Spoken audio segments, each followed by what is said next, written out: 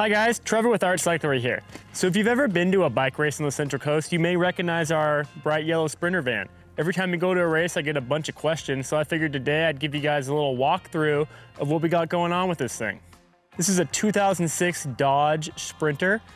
Short wheelbase, so the 118 wheelbase with the short roof. I picked it up from a local Italian restaurant before COVID for about 7,000 bucks. So it had some holes in the roof, it was a different color, it ran barely. Now we got it to a point where it kind of is what we feel to be the perfect rig for going on a weekend of mountain biking or going out and support for any kind of local event.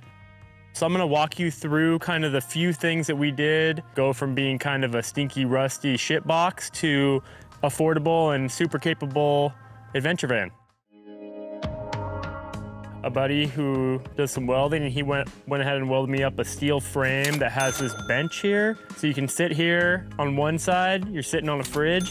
On this side, you're sitting on a blanket. We got a nice little Milwaukee toolbox underneath there that kind of stores all our like ride food, essential stuff, kind of anything you need. You got 3 drawers there.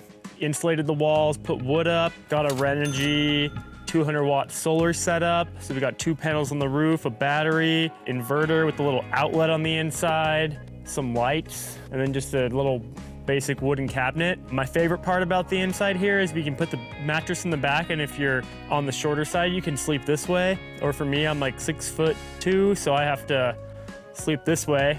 But to make that happen, the back of the bench pops out, flips down, and then you can turn the mattress around this way, and you can fit a full-size queen mattress in there.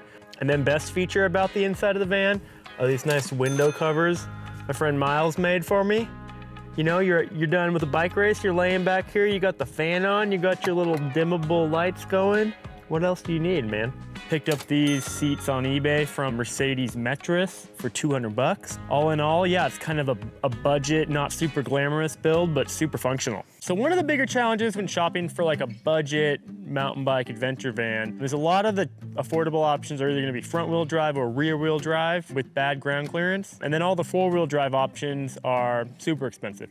This van is rear wheel drive, but to kind of make it work and make it capable of going to a lot of these bike races, mountain biking in general, where a lot of the access is on like chopped up dirt roads. 2 of the modifications we did was, one, we went with the Van Compass lift kit. So new shocks, we got a 2-inch lift all around. Also stiffened up the ride qualities. On the freeway, it was much less wobbly. So that was a huge upgrade. Also gave us clearance for a little bit larger tires. And then we went with the high clearance off-road bumpers from Coastal Offroad. So these are super cool. On the rear, we have a 2-inch hitch still available, and then we have a dual swing out. So this carries the spare tire. It also leaves room for additional accessories, so you could mount some traction boards there, or even like bike-specific stuff. And over here, this is kind of the main reason I was attracted to this bumper. So it's a low-profile, vertical-mounted bike rack with room for 2 bikes on there right now. Swings out, super stable, super modular. You can kind of adjust the position of each bike quite a bit, side to side.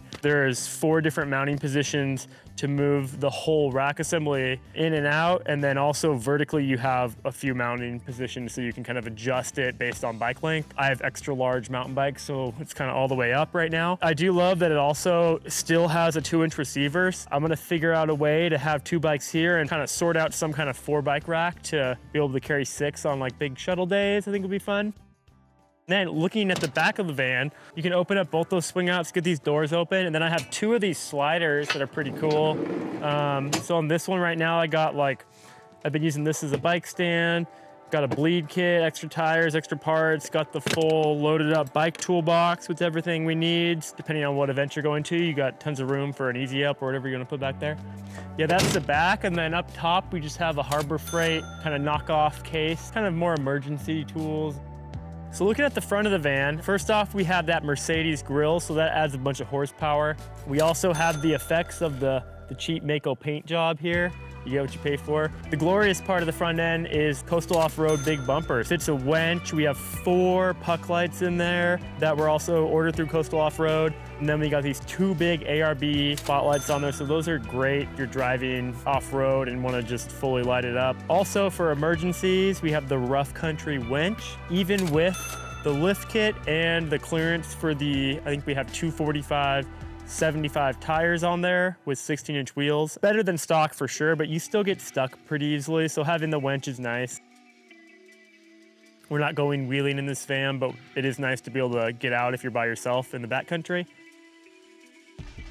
And also one thing worth noting is that parts are getting harder and harder to find for these vans. Coastal Offroad is, I think, the only company still making off-road bumpers for these guys. So Brandon at Coastal Offroad, super short lead times. He's also willing to kind of customize things. So for me, this setup works great, but if you wanted, you know, certain stuff on your swing out or certain mounts on the front bumper, they're super great to work with and good to communicate with and are happy to work with you. So Coastal Offroad, great company. We love them.